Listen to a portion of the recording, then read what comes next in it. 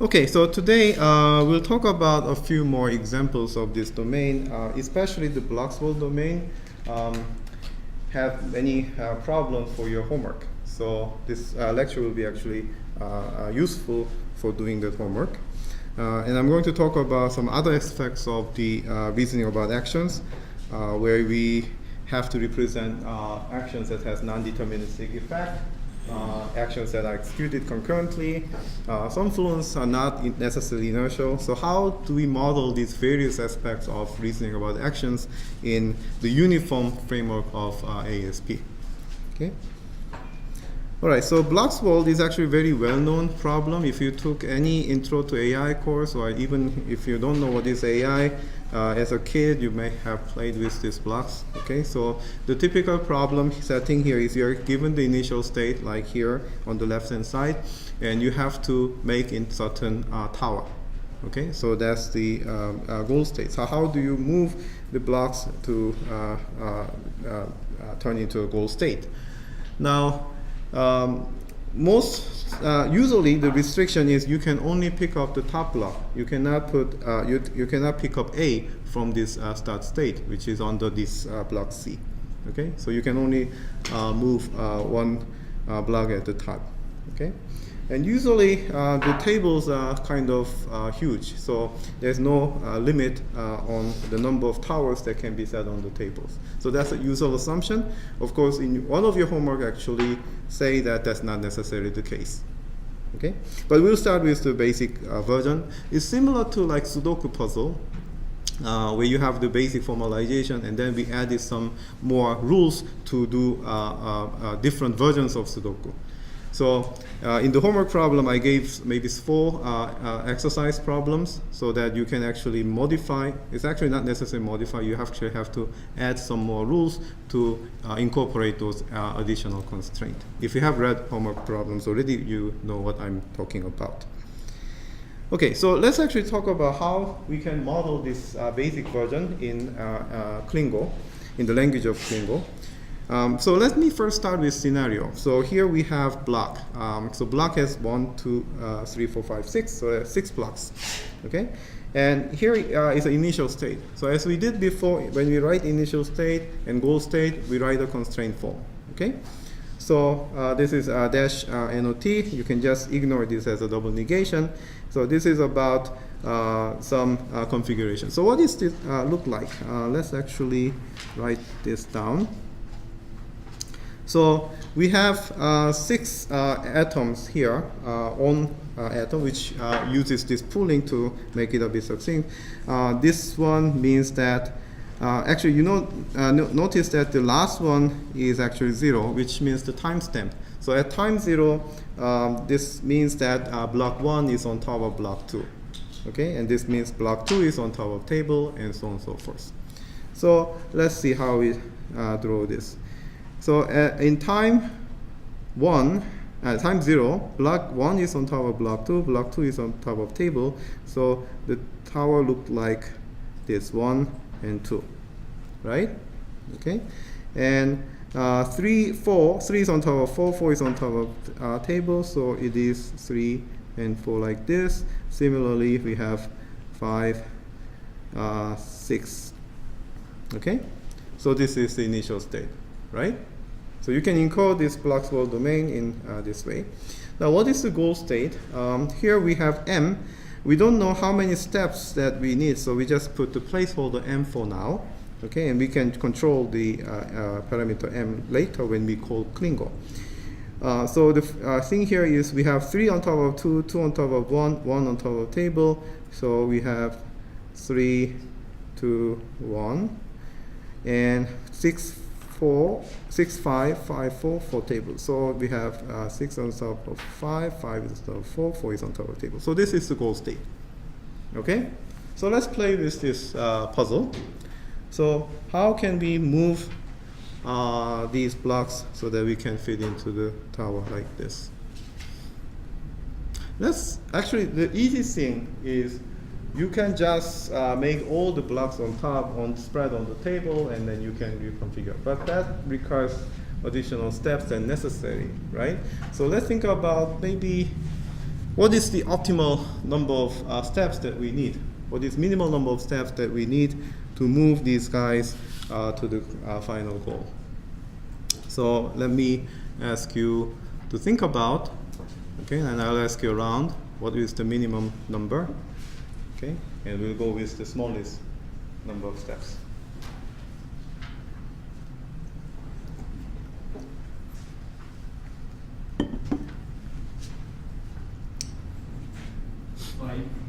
Five? Somebody says 5.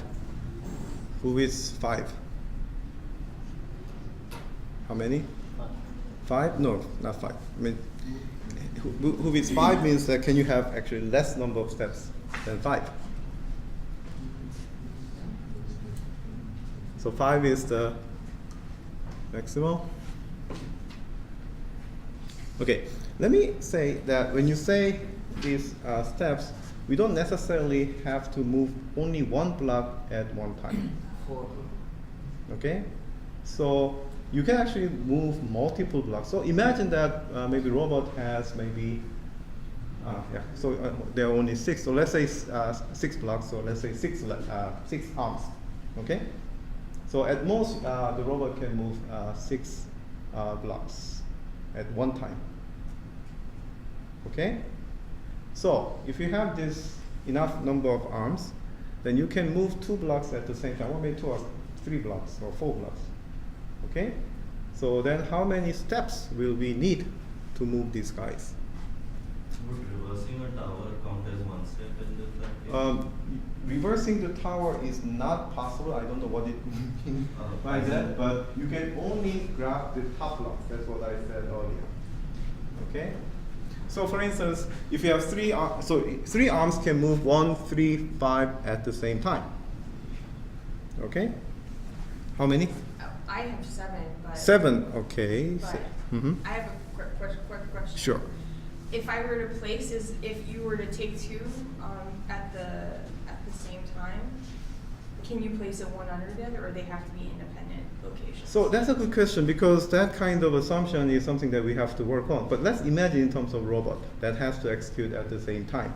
So the thing is, what you're talking about is something like when you maybe move this guy out, while you move this, you're going to put on top of this.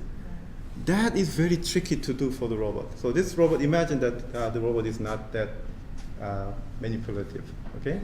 So try to move the block. What it can do possibly is when this is moved out, it can move in here. That's possible. You can just move this way.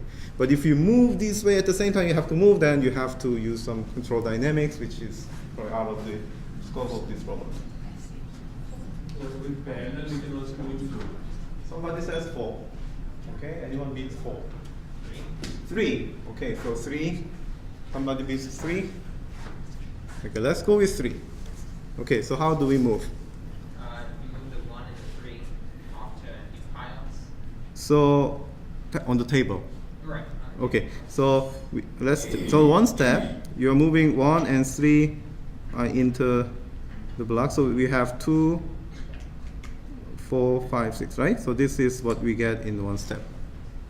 Okay? You put the 2 on the 1 and the 5 on the 4. So you put 2 on top of 1, so that's 1, 2, and 3 is still remaining, and 5 on top of 4. Then 6 remains, okay? Then you put 3 on 2 and 6 on 5. Aha. So you put 3, 2, 1, 6, 5, 4. Okay, 3 steps. Anyone beats 3 steps? Probably not. Okay, good. So everybody follows what is going on? Okay. All right.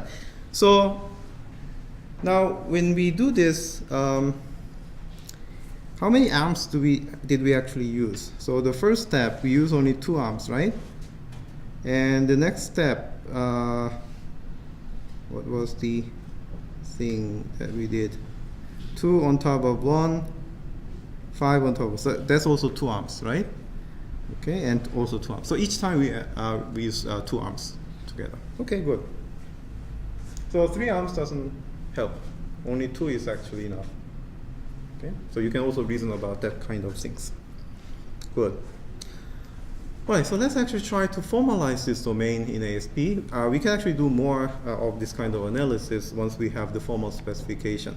So, I mean, what is the minimal number of steps that we need to achieve this goal, or how many arms that we need as a minimal number of arms? How many minimal number of arms do we need for this kind of verification that you can actually do with Klingon? All right, so in order to describe, we have to introduce signature. So how do we model these things? So here I'm going to use location B. Okay, so B here currently is a block variable for block. So what it means is that what are the locations? So in this domain, we assume that each block can be a location, as well as the table is a location, because we can put the block on top of another block or on top of the table. So the locations here are, there are actually 7 locations here, blocks 1 to 6, as well as the table. Now there are 6 blocks, so this is represented by block predicate. And we have fluent to be represented in this form, as you see in the previous slide, that block B is on top of L at time t. So note here that B is a block, L is a location, and T is a timestamp. Okay? So this represents fluent. So what is actually true in that current state? The thing here, the move action, is also have the same parameter, but it makes when so at time t we move block B on top of location L. Okay, so that's what it means, right? Okay, now what I'm going to do is I have the English representation, well, English description, and we want to write ASP rules to represent this English description. Okay, so let's start with the things. As you see here, this organization of the program is actually same as what you saw in the monkey and bananas and simple transition system before. So we first declare what are the source and objects, and then we have domain-specific description and domain-independent declaration, or domain-independent axioms. Okay. So the first thing, easy thing. So every block is a location. How do we write this in the language of Klingon? Yeah, okay. So that's true. So we location of block location B if block B. Okay. So what this means is every block is a location. Okay. Good. The table is a location. How do we do that? Location table. Location of table, yes. Good. So once you have this, note here that when I put, in addition to this, I had this scenario description that 1 to 6 is a block, right? So then having this, it actually populates that location is 1 to 6 as well as the table. Okay, if you just put this together and call the Klingon will return 1 as a set, where 1 to 6 are the blocks, and 1 to 6 as well as table are locations. Okay, so that's the answer sets that or stable models that will be generated. Okay, good. All right, now let's go to a bit more complicated things. So in this domain, I didn't actually explain explicitly, but we assume that 2 blocks cannot be on top of the same block at the same time, which means that you cannot have this kind of situation that blocks are kind of 2 blocks are actually on top of the same block. This is not the Angry Bird problem, right? Okay. By the way, there's an Angry Bird challenge if you happen to know. There's also some challenge about how to solve Angry Bird shooting using some AI method. Anyhow. So here we have 2 blocks on top. So we don't want to allow this. Now note here that this is actually about the state constraint. It's not about actions. Okay, we want to say that in every state, in every possible state, we do not want to allow this situation. How can we do that?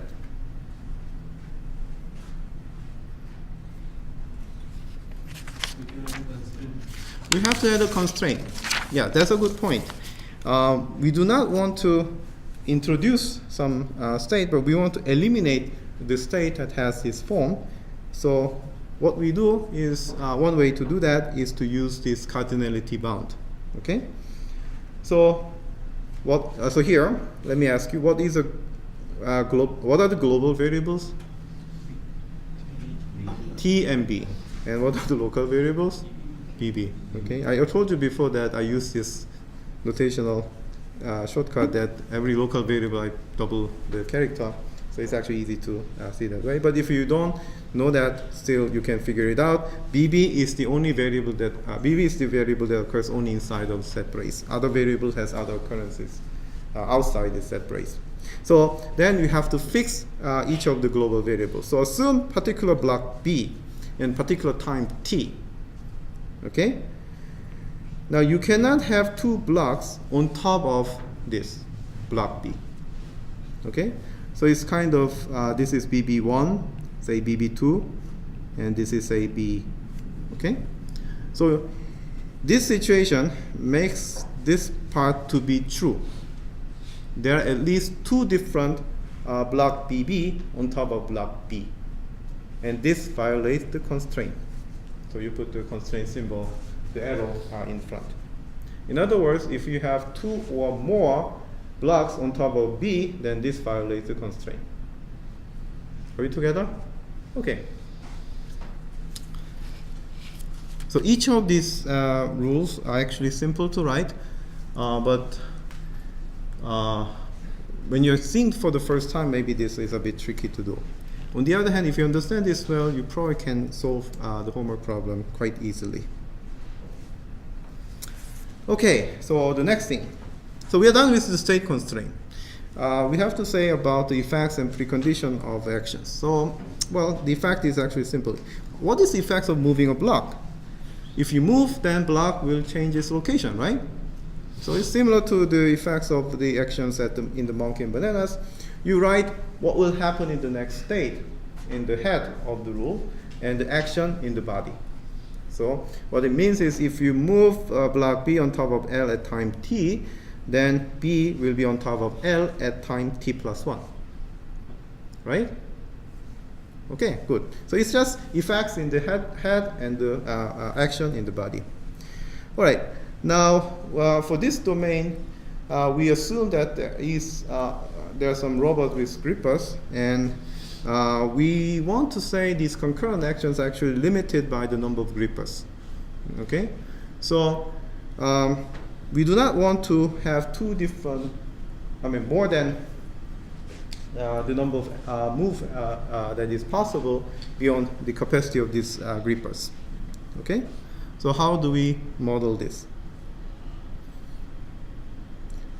So here it's only about move action. We don't want to say in between the two transitions there are more move actions than necessary.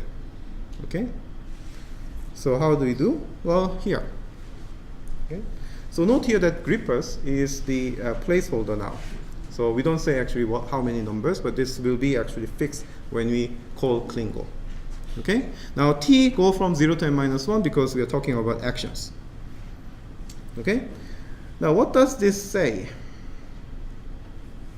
This bound here says, first, there are actually two local variables here, BB and LL. Okay, moving, so that we are counting all the move action that is possible at time t. Okay, if this action, so if this action must be bounded by the grippers. The upper bound is number of grippers. The number of move action that is possible is bounded by the number of grippers. Okay? And this is actually just double negation. You can just think about canceling when you just talk about constraint. Okay? So in other words, this rule is saying that for each time t that goes from 0 to n-1, for each time t, the number of move action is bounded by the number of grippers. Okay?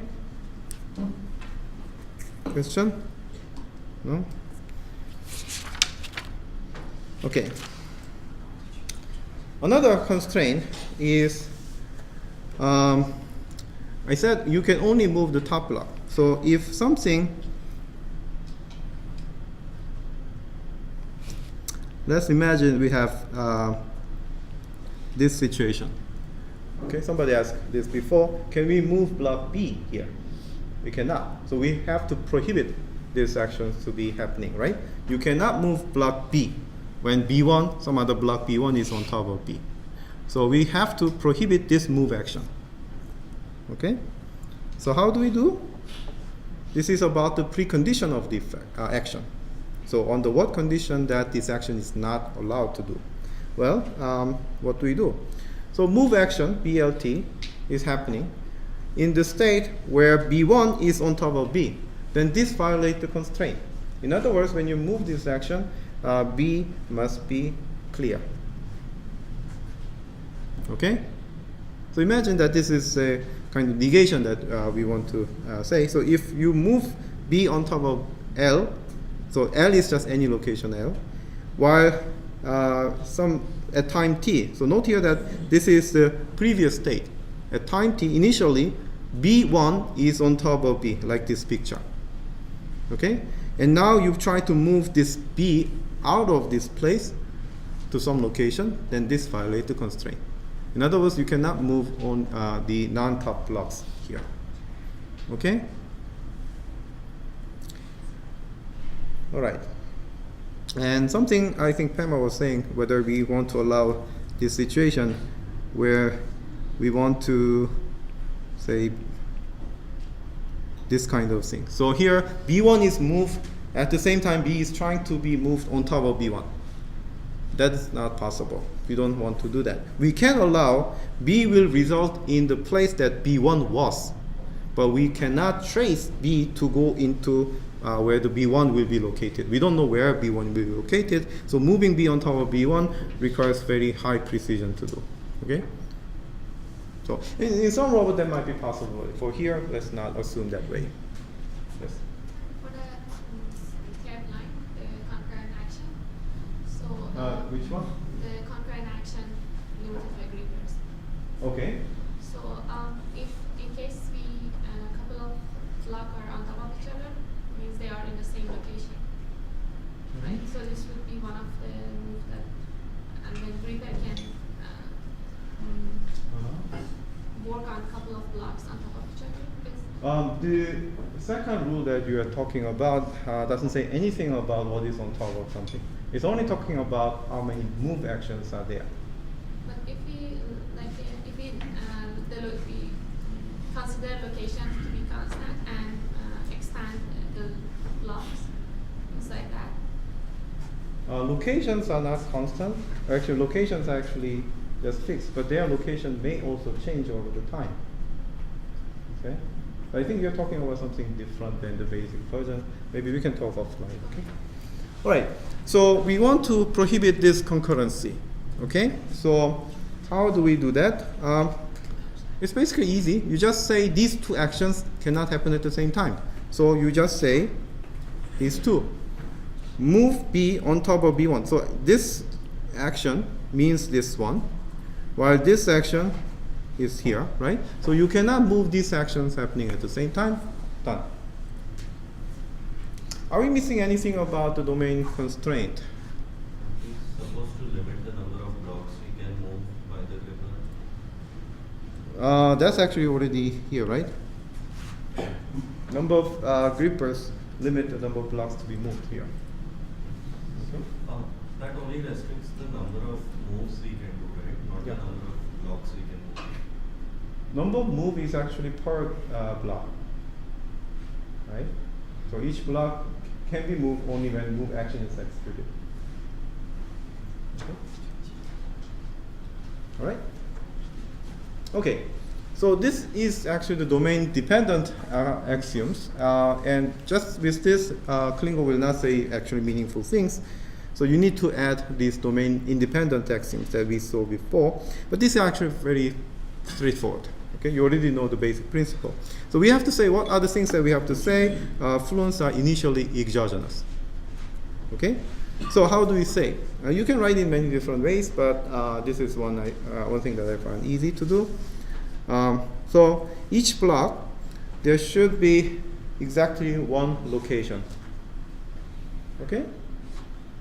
Easy.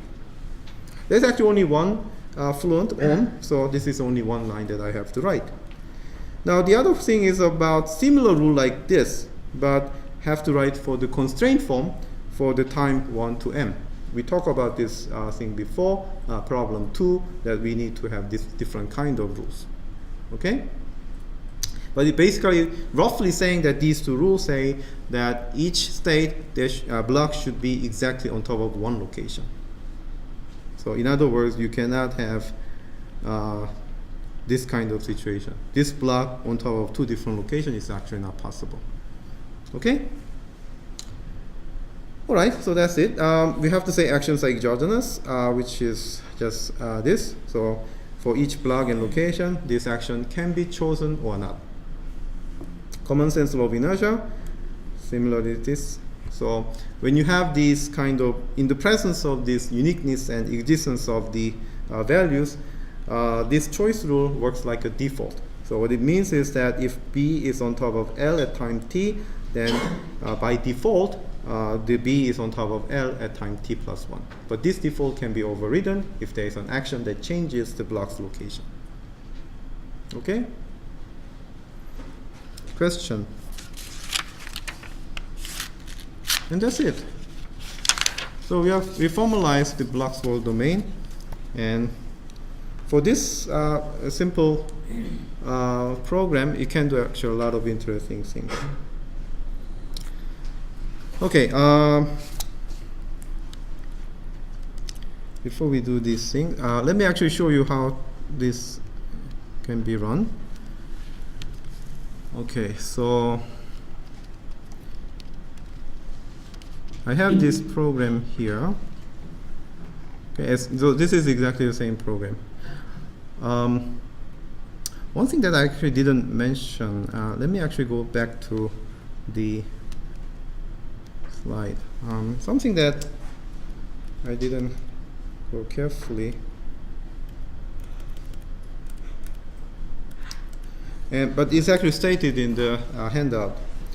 I said this one and this one is actually very similar, and you can just put the double negation here. That's actually true. But it's interesting that actually Klingo is actually smart, so you don't actually need to say that this is the location here. You can actually simplify a bit about this. Okay? While this one you cannot simplify. Okay, you cannot get rid of this. So I'm not going to go beyond I'm not going to describe the full details about the Klingo grounding algorithm, but according to the Klingo algorithm, Klingo can figure out which variables can range over which domain. So if Klingo knows about it, then you don't have to describe this scope of local variable. Okay. So, but you don't have to know about this distinction. You can always write the local variable explicitly here. Okay. Oops. Okay. So then let's go back. So this is actually the block's world domain. The same thing as I showed you before. And as I just said, here I omitted this location LL in this constraint. Okay, but you can put it, doesn't matter. And I put also the scenario here. Okay? And I put the show directive that shows only the move, otherwise there are too many states, so it's probably difficult to find out which actions are executed. Okay, so how do we call this? You can say Klingo blocks, and you have to say how many grippers are there and how many steps that we have to do. So let's say we have, say, m equals 2, which we know that this is not possible, but let's try. Grippers, say maybe 5. Okay, so, and Klingo determines that this is actually not possible. Okay, so maybe that's too short time to find a plan. So let's say 3. Okay, so Klingo found this plan. I don't know whether it's actually the same as what we found. So 1 on top of table and 5 on top of 4, maybe a bit different there, but I think the structure-wise is actually actually it's different, right? Yes. So Actually, at time 0, it has 3 move action. The reason for that is actually we allowed grippers to be 5. Actually, let's play with this. Actually, how do we demonstrate this? Do a swap. Oh, yeah, that's fine. You can imagine. Okay, let me just describe what is being here. Oops.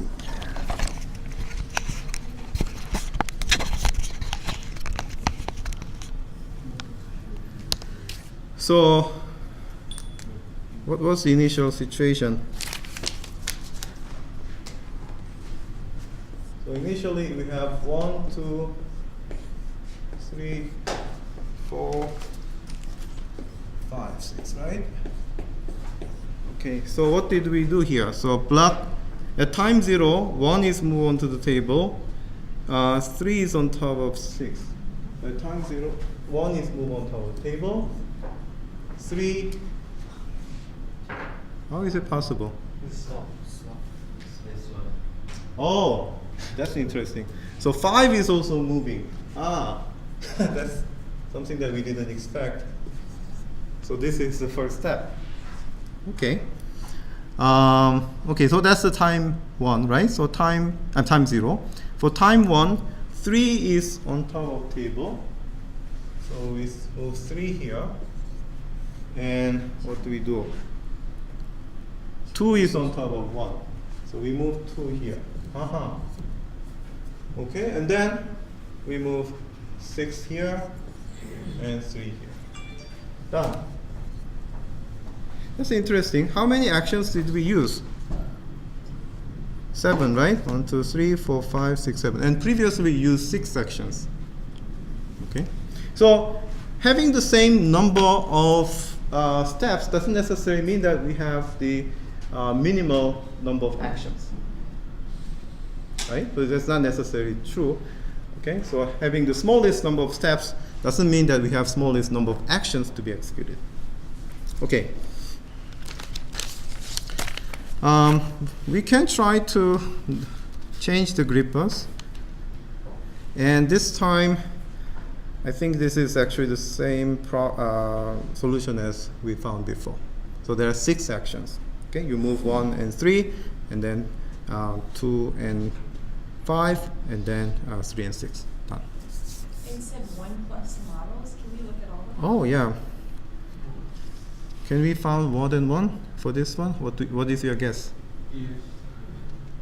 No, that's not. That's only 1. When the gripper is only 2. How about say gripper is 3? Then at least we found 2 solutions, right? How many do you expect? 30 solutions. So we happen to find 1 solution, okay, and we happen to see another solution, but actually there are 30 solutions in this case. If we increase the grippers to be 4, will we actually have more plans possible? What do you guess? No. Actually, we got a bit more.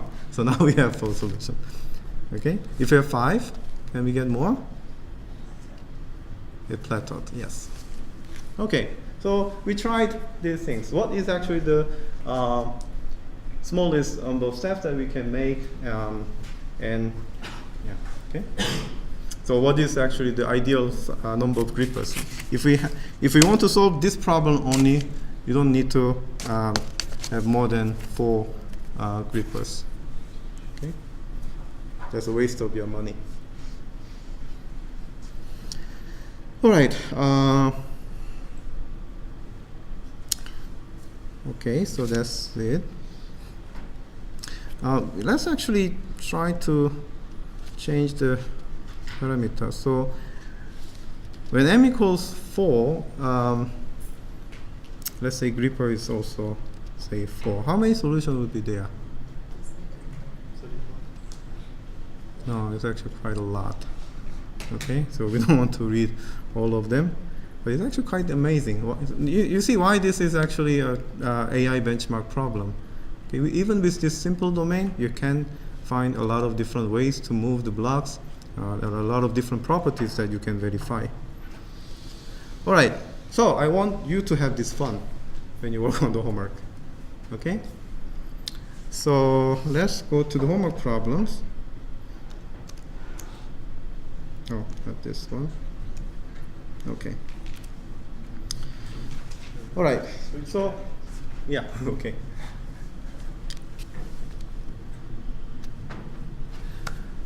Okay, so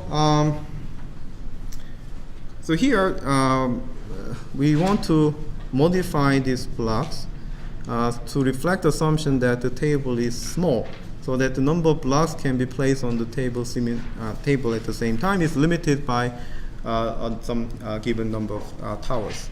Okay, so for instance, when we move these guys, I don't know how many places, 1, 2, 3, 4, 5. We actually use 5 places on the table, right? But sometimes table can be too small, so you cannot have 5 towers on the table.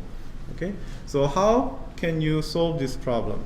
So here, instead of 5 in the previous case, let's assume that we can use only 4 blocks on top of table. In other words, 4 towers can be on top of on the table.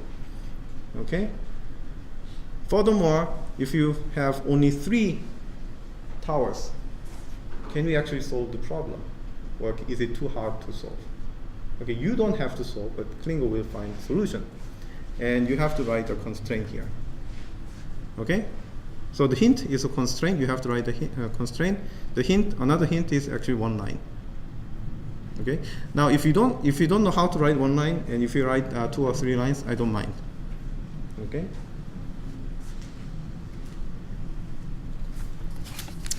All right. Any question for here? The problem should be clear, right? Okay. So obviously, this solution does not satisfy the constraint here. Okay. And I don't ask you to find all solutions. So you just need to show one possible plan that is good enough. Sometimes it's too many plans. You don't have to copy the whole plans here in the homework. The next one. So something that is a bit weird that it didn't actually capture in the previous scenario description is there's some strange configuration that is not physically possible, but actually the Klingo allows that. Okay, so the previous program that you saw works correctly if you give the correct input. Okay, but it actually also allows incorrect input. So what does incorrect input look like? So here we say this strange thing. 1 is on top of 2, and at the same time 2 is on top of 1. That's not physically possible. Okay, 3 is on top of 3. That's also not possible. Okay, so this configuration should not be allowed, but the Klingo encoding that you have before will actually allow this. So your job is to prohibit this kind of input. So when you give this input to the Klingo program, the Klingos will say unsatisfiable. There is no stable model. Okay? Okay, this one will probably take about 3 lines. But again, if you take more than 3 lines, I'm okay with that. Right? Question? Okay. All right. So the next one. Let's imagine now the robot arms that we have is not as very accurate. So we were talking about moving this way. So if this block can be moved at the same time, another block can be moved in the previous location of the moved out block, we allow that. So that concurrency was allowed. But let's imagine that this is not the case. Okay? And this is actually related to the notion of so-called serializable plan. So what is a serializable plan? Actually, before we talk about serializable plan, why do we want to prohibit this action? What is actual motivation? So we're talking about the planner, right? So planner makes a plan before this plan is being executed, right? But what happens in the real world when the robot executes this plan? What happens is this robot is not actually very accurate. So when this is being moved, they are scheduled to move at the same same time steps. But the real-time execution may be different. So this may hit the block while this is being moved out. Okay, so this is actually not good. I mean, if you have very good robot arms, that plan is possible. But if you work with $30 robot arm that children can play with, this is not easy to do. Okay, so the plan that we just saw here is called non-serializable. Okay, so what is a serializable plan? The definition is here. So the actions that are scheduled for the same time period can be executed in real time in any order without changing the effect. That's called serializable plan. The plan that we just talked about is non-serializable plan, because if this moved out first and then moved in, that's fine. But if this moved in first and then moved out, that is not fine. Okay? The two actions are scheduled to be executed at the same time, and for this plan to be serializable, regardless of which order that you actually execute, shouldn't affect the outcome. But this plan was not of that kind. Do you understand? Okay? So we now assume that the robot arm is not as precise as before. So then how can we modify the description? Hint, one line. Okay? Another hint. We saw a very similar rule in the basic formalization. Okay, so for testing that idea, I gave you this particular scenario. Here I used the location of m equals table, but you can identify as on m comma table at time 0. Okay? So I've been giving you the initial state and the goal state, and you have to figure it out, how to find the minimal length plan, which is serializable. Okay? Are we together? Okay. The last one, I think, right? Okay, so we just actually saw the example. The minimal length plan is not necessarily optimal. Optimal in the sense the number of actions.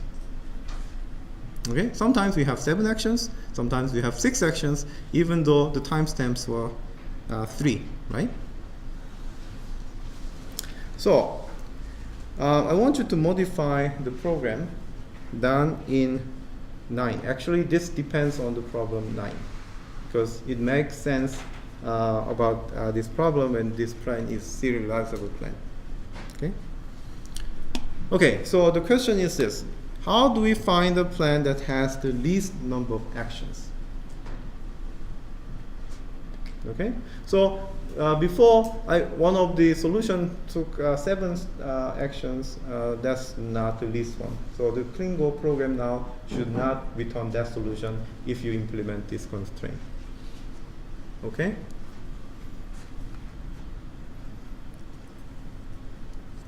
So you have to test with respect to the same benchmark problem that I gave you in problem 9. And play with this. So change the max step to be 8, to 9, to 10. And observe what is the minimum number of actions there. Okay? Surprisingly, you will see that if you increase the timestamps, you get actually smaller number of actions to be executed. Okay? So roughly speaking, the intuition here is, if you have too small number of steps, then there's a contention in the moving the block. Okay? So you actually have to move blocks to get out of this contention, and that takes some extra steps. But if you have enough number of steps, then this contention does not arise, so you can actually get the optimal plan. Okay? Question? Yes? The grippers is not constrained in here, is this? Right. So gripper is not constrained here. So you can use any number of grippers. Okay? All right. Good. So then, let's go to the next topic. All right. So there are some cases that we want to describe non-deterministic actions. What that means is, so far, we said when action happens, there's only one effect that is coming out. Okay, which means that if you have some state and you execute this, there's only one resulting state. But sometimes it's actually possible even if you do the same action, you can go to two different places. Okay, so that's called non-deterministic actions. How do we model this domain in the language of Klingon? So here is a simple example to illustrate the idea. So when Jack goes to work, he either walks or drives the car. So here, walking and driving are two ways of executing the same actions. Okay. So the effects of that action on Jack's location is deterministic, but the effects of location of the car is not. Okay. So what we want to describe is these two transition systems. So let's actually use this. So here we have a state. There are two objects, Jack and car. So location of Jack is home. Location of car is also home. So both of them are at home. Okay. Now we are going to execute this action.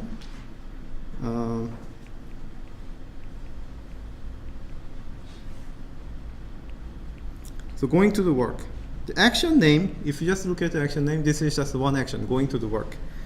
But the state could be different. In one state, actually in either state, the location of Jack will change. He will be at the work location.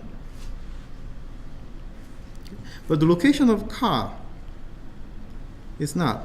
Sometimes it could be home, or in another state, this is work. Okay? So you can interpret this as walking, and you can interpret this as driving. Okay? And you can model this domain in different ways, but the point is you make the same action, but the resulting state becomes different. Okay? So it could be either this or that. How can we model this domain? That's the problem.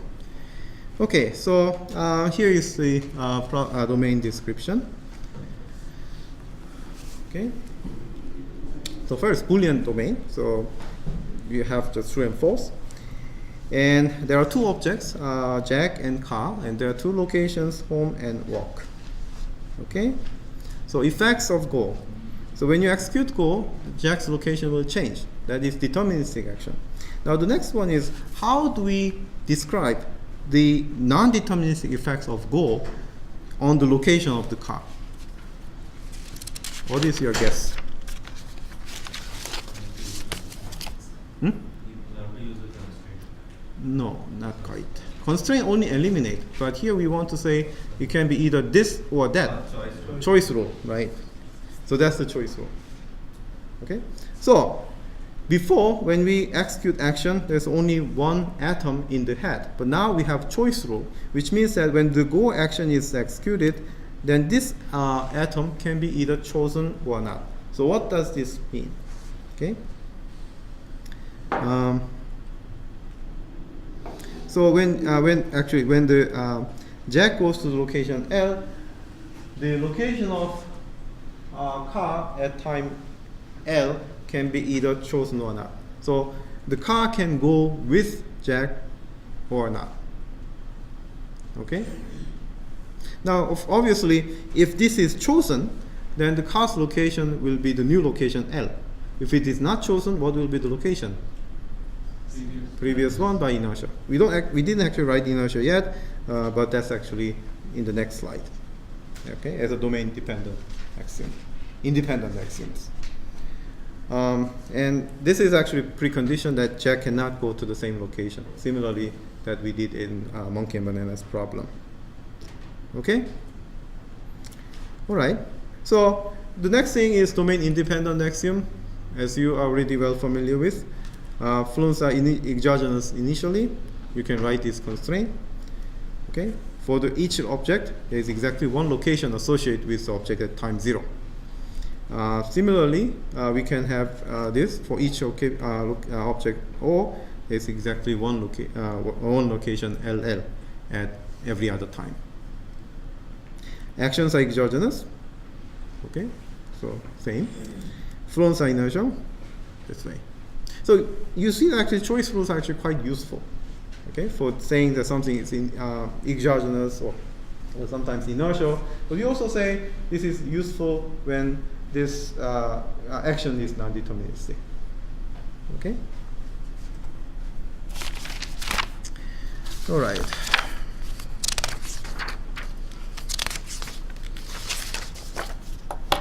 So let's actually look at example.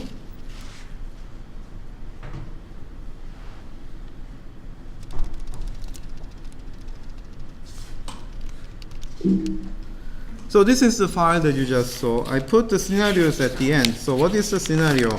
Initially, Jack is at home and Carl is at home, and we say that Jack goes to work. Okay? So how many stable models do you expect to see?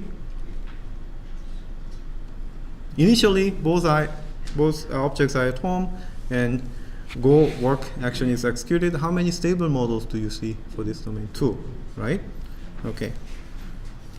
So let's see whether we have that case.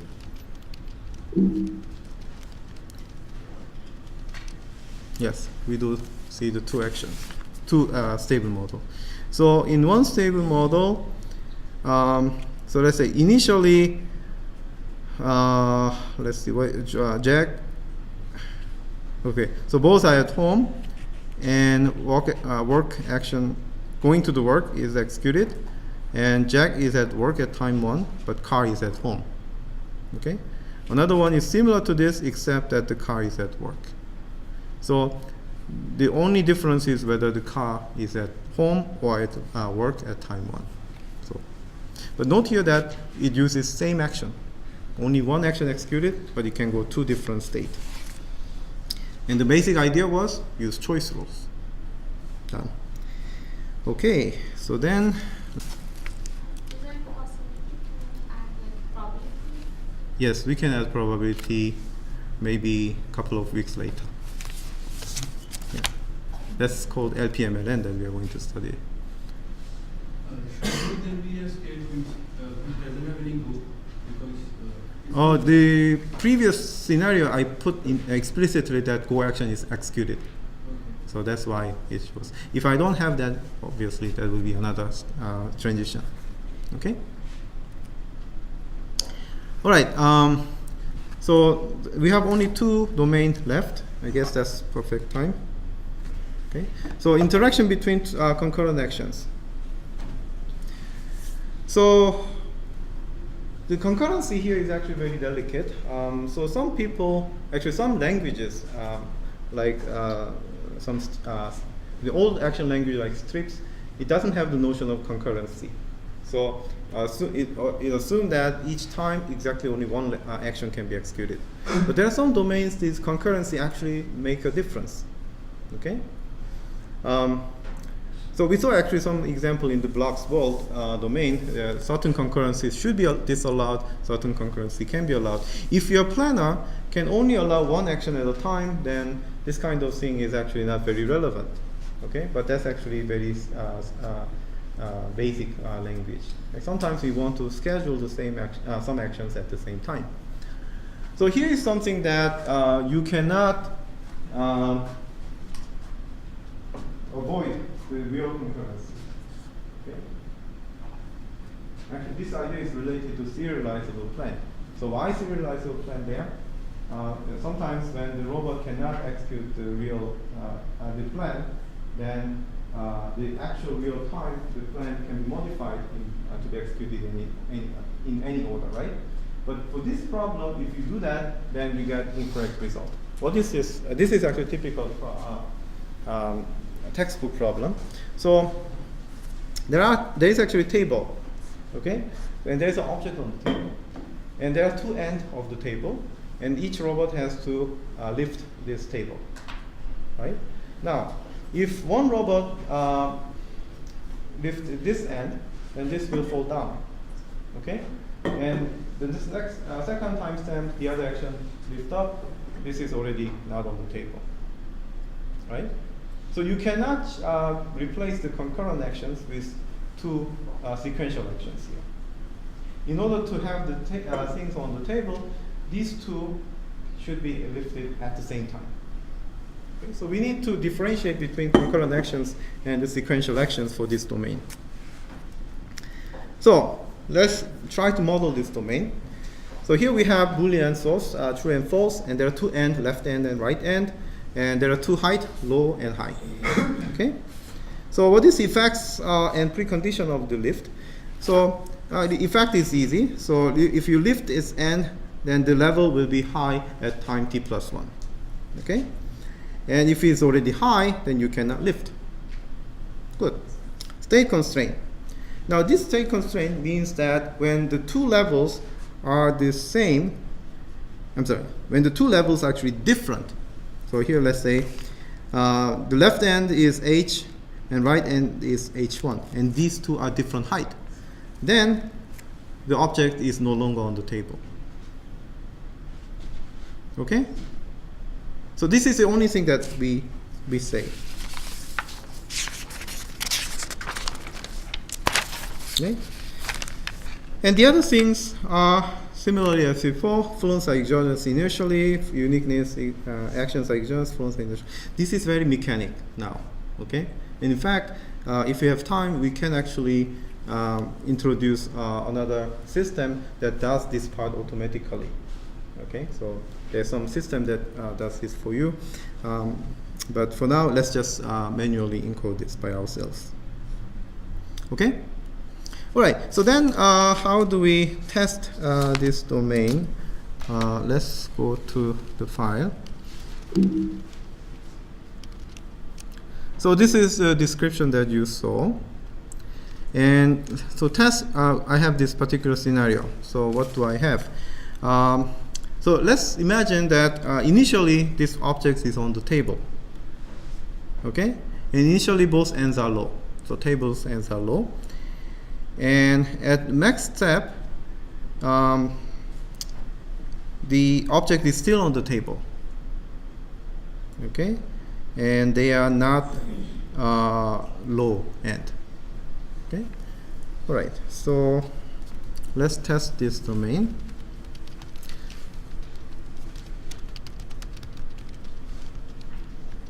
If I give 2 as a max step, how many planes are possible?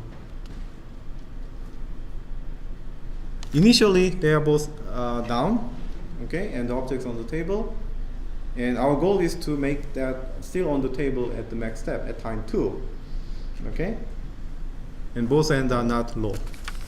How many possibilities are here?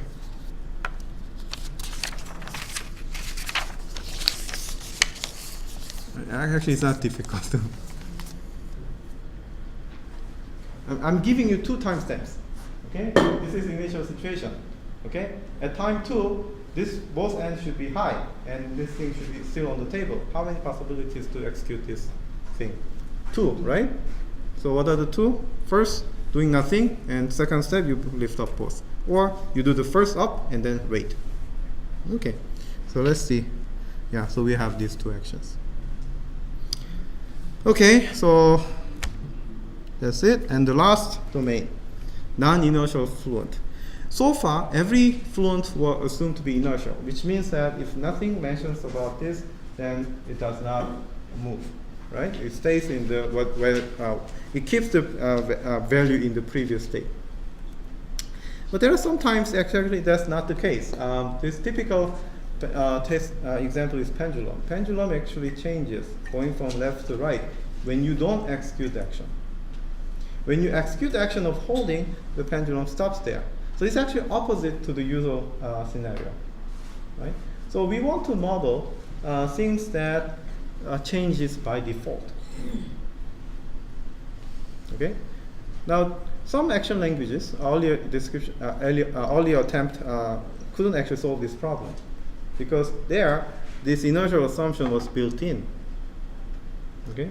On the other hand, in ASB formalization that we did, we can actually change that description so that we can model this pendulum example. So here's the example. True and false, that's actually same, okay. Effects of hold. Now, there are actually 2 ends, left and right. So if the pendulum is on the right, And if you hold it, then the pendulum will be still on the right in the next time. And similarly for the left. Okay? So same fact. However, if this action is not executed, then the pendulum will change its value. How do we model this? Well, you know already how to do the default. So when the pendulum was on the right, note here that right is actually fluent. Okay, left is also fluent. There is no action here. Action is only hold.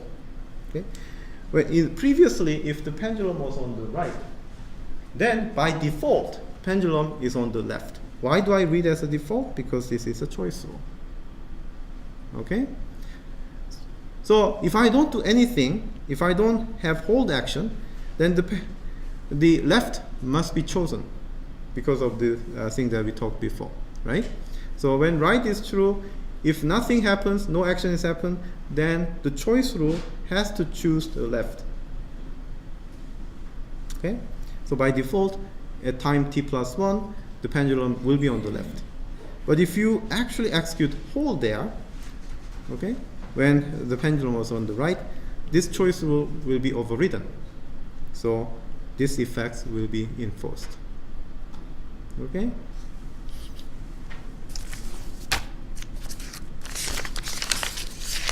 Alright, so then of course there are domain independent axioms. As you see, this is actually easy to see. At time 0, one of them must be true. In the time 1 to m, there's also one of them must be true. But this is actually by constraint. And this is actions are exogenous. Okay, so let's go back to this one. So this is the pendulum. So what is the scenario that I put? So the scenario is at time 0 is on the right, and the max time is on the right. Okay, and if I give max step to be 2, how many stable models are possible?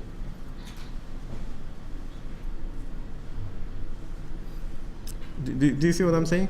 So the pendulum is on the right initially. At time 2, it should be still on the right. How many possibilities are there? 2. One is just holding continuously. Another thing is just not holding and come back. So that takes 2. Let's see whether that's the case.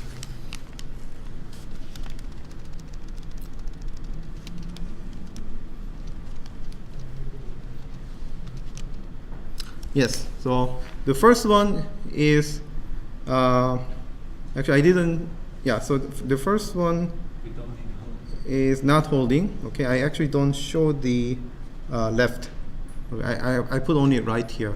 So if I put show left, then it will show the left thing. But basically, right 0, left 1, right 2. That's what is shown. And this one is holding. So in all the time, that right is true. Okay? Question? Perfect. All right, so then, so what we covered so far, we actually covered this branch. What we are going to cover next time, we'll postpone the ontology part, okay? The reason for that is, looks like a lot of projects will benefit, sorry, I didn't switch. So looks like, so we have done this part, and lots of projects actually require certain probability, some uncertainty, as well as some logical reasoning. So what we are going to do is we'll go through this branch next time.